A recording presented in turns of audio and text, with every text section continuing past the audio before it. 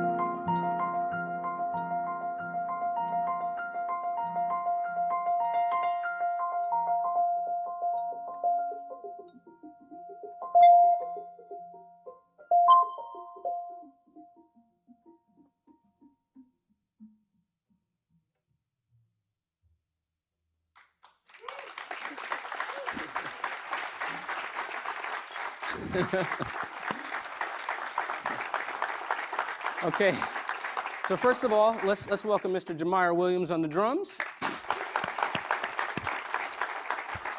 Bernice Travis on the bass. And Mr. Christian Sands on the piano. So the bandstand, as we call it, this is an incredible space. It is really a sacred space. And one of the things that is really sacred about it is that you have no opportunity to think about the future or the past. You really are alive right here in this moment. There are so many decisions being made when you walk on the bandstand. We had no idea what key we were going to play in. In the middle, we sort of made our way into a song called TT Boom, but that could have happened, maybe, maybe not. Everyone's listening, we're responding. You have no time for projected ideas, right? So the idea of a mistake, from the perspective of a jazz musician, it's easier to talk about someone else's mistake. So, the way I perceive a mistake when I'm on the bandstand, first of all, we don't really see it as a mistake. The only mistake lies in that I'm not able to perceive what it is that someone else did. Every mistake is an opportunity in jazz. So if something, it's hard to even describe what a funny note would be. So for example, if I played a color like we were playing in a palette that sounded like this. So if Christian played a note, like play an F, see these are all right inside of the color palette. If you played an E, see these all lie right inside of this general emotional palette that we were painting. If he played an F sharp though, to most people's ear, they would perceive that as a mistake. So I'm going to show you, we're going to play just for a second, and we're going to play on this palette, and at some point, Christian will introduce this note, and we won't react to it. He'll introduce it for a second, and I'll stop. I'll talk for a second. Ready? Well, no. Let's see what happens when we play with this palette.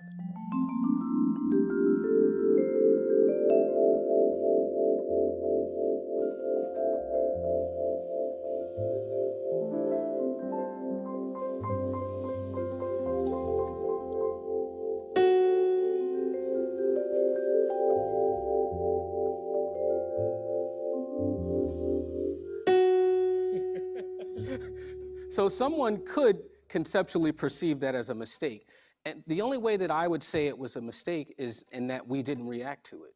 It was an opportunity that was missed. So it's unpredictable. We'll paint this palette again. He'll play it. I don't know how we'll react to it, but something will change. We'll all accept his ideas or not.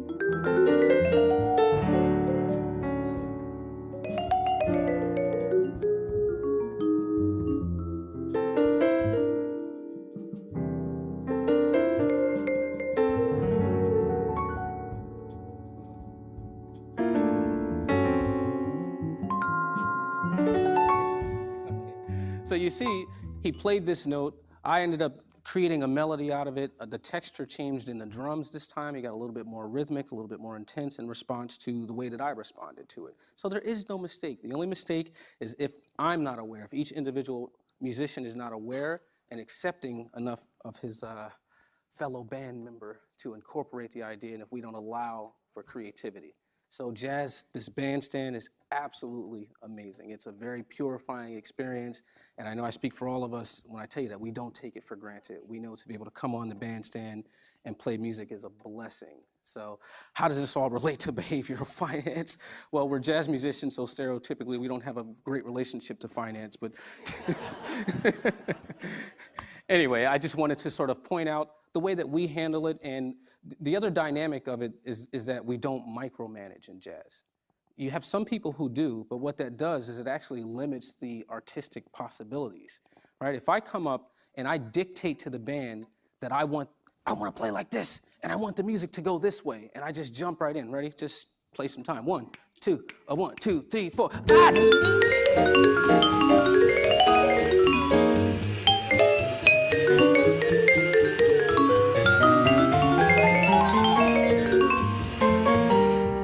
Kind of chaotic because I'm bullying my ideas. I'm telling you, come with me over this way. If I really want the music to go there, the best way for me to do it is to listen. This is a science of listening. It has far more to do with what I can perceive than what it is that I can do. So if I want the music to get to a certain level of intensity, the first step for me is to be patient, to listen to what's going on, and pull from something that's going on around me. When you do that, you engage and inspire the other musicians, and they give you more, and gradually it builds. Watch. 1, 2, 1, 2, 3, 4.